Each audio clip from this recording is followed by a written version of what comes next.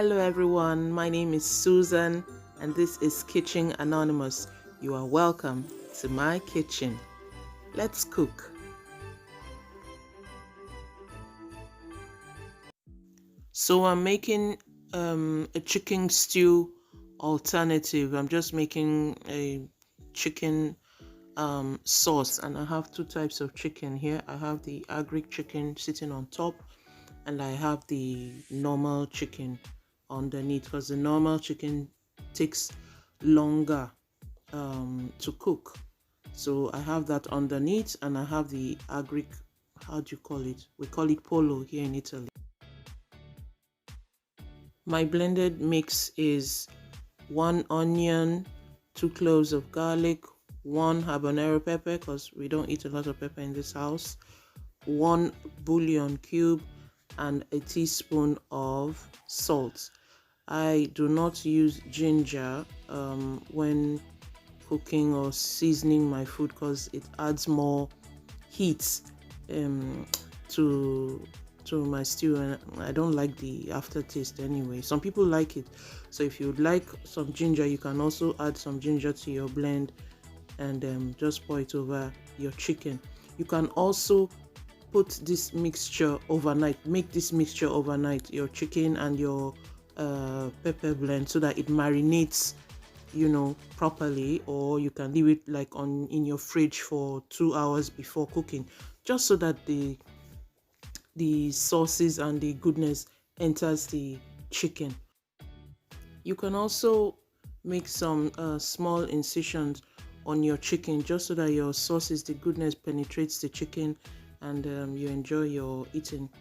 I forgot to do that, but my chicken still came out good. You'll notice I didn't add any water while cooking it. I just wanted it to cook in its juice, and I left this for about 30 minutes.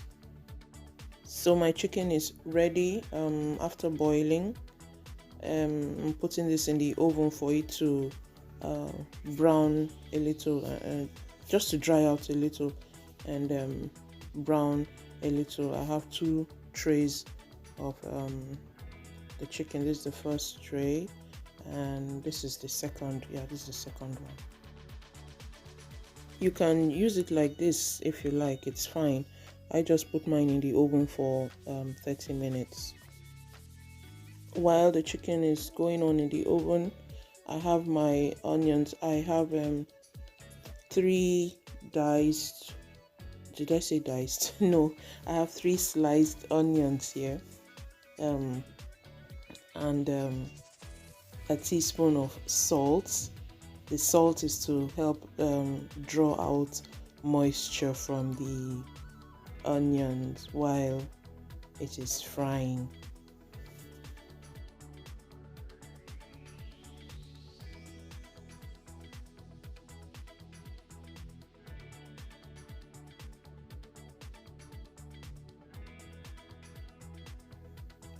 I'm not caramelizing the onions. I'm just frying it, just allowing it to soften a little before I add the other things that I sliced.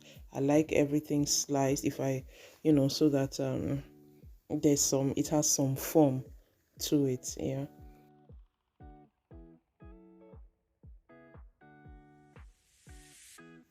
I'm adding my sliced plum tomatoes and 3 garlic cloves here.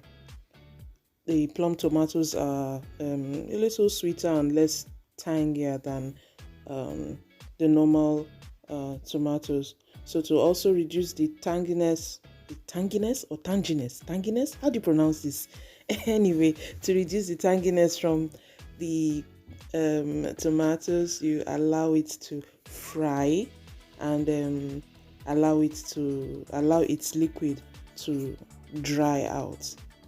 If you like its tanginess, you can as well use it like that, but just so that it cooks properly and the tanginess, excuse my English, reduces, you allow it to fry. And how would you know when your tanginess has reduced?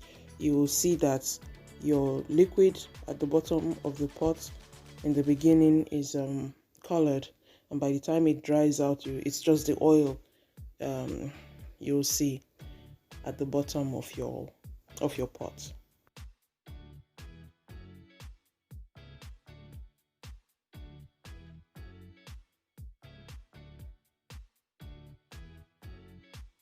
This is me checking if the liquid has reduced, because the tomatoes are acidic in a way, and I used both the pulp and the skin and everything. Some people don't like to use the pulp, they remove it, but because I'm using the pulp, I really need its tanginess to reduce so that it doesn't taste sour, sour when you eat it. So this is fine the way it is, and I am adding my chicken. This is what is funny. Do you call this chicken broth or chicken stock? Chicken broth or chicken stock? What do you call this? Anyway, that is what I have, my leftover from my boiled chicken, and a tangy little teeny bit of what I added there. Don't forget to taste and balance your sauce at this point. This is my sliced bell peppers. I couldn't get the green one, so I just made use of this red and the yellow bell peppers.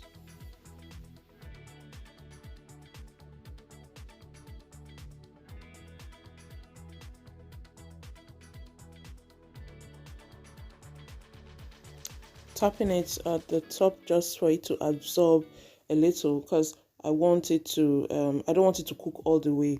I want it to retain its crunch, you understand? So I'm not going to leave this for too long before I add my chicken. I'm just going to cover the pot now and just leave it for a little bit.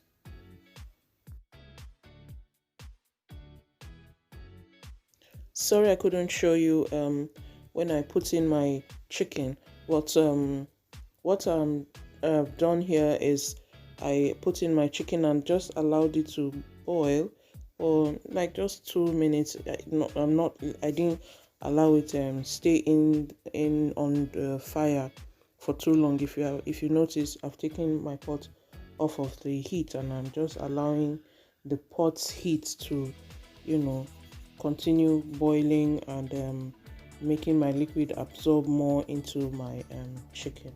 And this is just perfect. It's ready this way. So you can eat this with whatever carbohydrates you like, with rice, with yam, whatever you want. I'm boiling my rice and frying my plantain as a side.